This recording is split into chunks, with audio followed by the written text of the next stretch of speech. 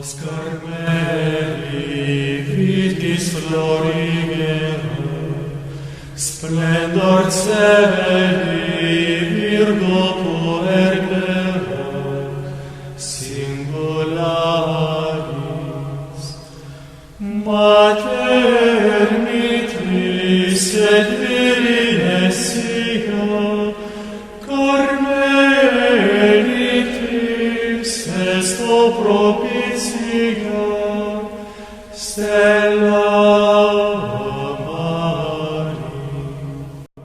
Bonjour, nous t'invitons aujourd'hui de prier avec nous la neuvaine de Notre-Dame du Mont-Carmel, aussi appelée Notre-Dame du Scapulaire. Elle est la patronne du Carmel, la patronne de tout Carme, de toute Carmélite, mais aussi la patronne de toute l'Église, donc ta patronne. Notre-Dame du Mont-Carmel a donné à Saint-Simon Stock le scapulaire comme signe de protection. Quand est-ce que la dévotion du scapulaire a-t-elle commencé? C'était au XIIe siècle, quand nos ermites quittèrent le Mont Carmel pour l'Europe. Arrivés en Europe, la persécution continuait et grandissait. Alors Saint Simon Stock va supplier la Vierge Marie par des supplices et détresse. La Vierge Marie va alors écouter les suppliques de son fils, Simon Stock. Elle quittera le ciel et descendra jusqu'à terre pour lui remettre un signe de protection. Ce signe de protection qui est le Saint Scapulaire est attaché à 3 promesses. Elle dira à Simon Stock: ceux qui porteront le Saint Scapulaire seront préservés des flammes éternelles, c'est-à-dire de l'enfer.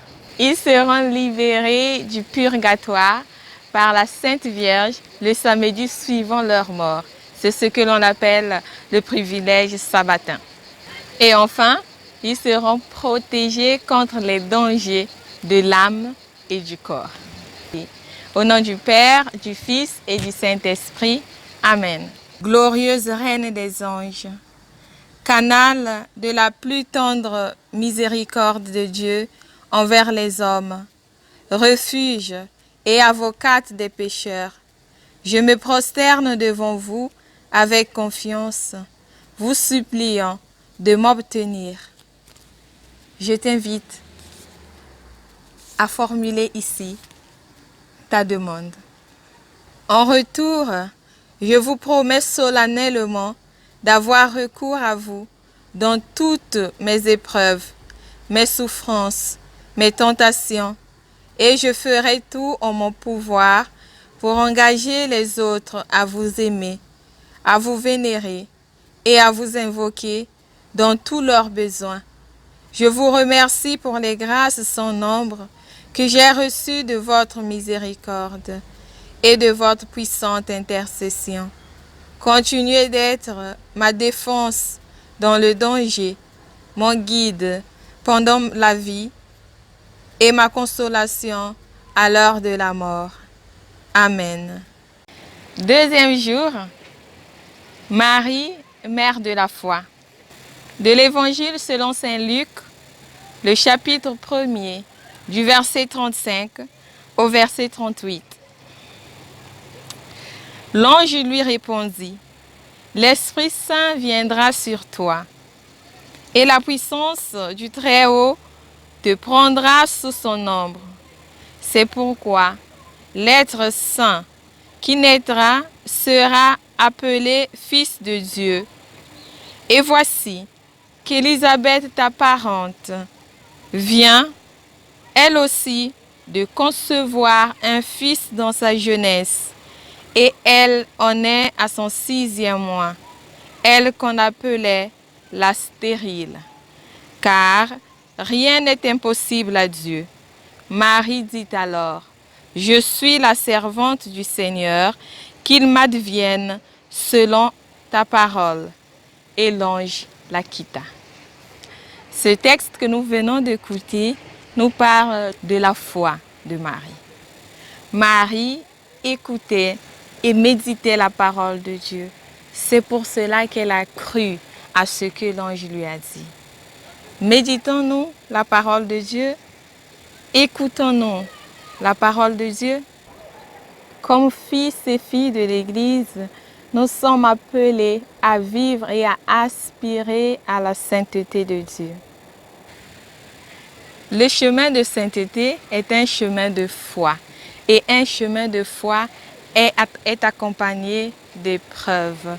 Il est impossible de vivre sa foi sans épreuve. Si tu veux devenir vraiment saint, aujourd'hui, en ce deuxième jour de neuvaine, Notre-Dame du Mont-Carmel, Notre-Dame du Scapulaire, t'invite à parcourir ce chemin de foi. Elle a fait un choix.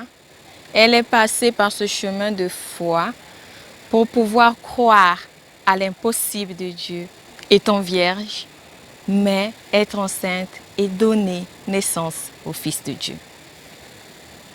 La Sainte Vierge adhère et croit à ce plan de Dieu dans sa vie. Prends quelques minutes de silence pour essayer de regarder ta vie à l'image du modèle qu'est la Vierge Marie. Quelle est cette situation difficile, impossible dans ta vie, où il est vraiment difficile et impossible de croire que Dieu est le Dieu de l'impossible?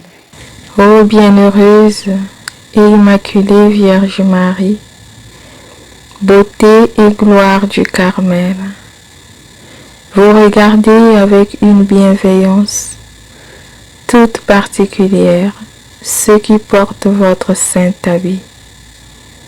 Daignez aussi jeter sur moi un regard propice et couvrez-moi du manteau de votre protection maternelle.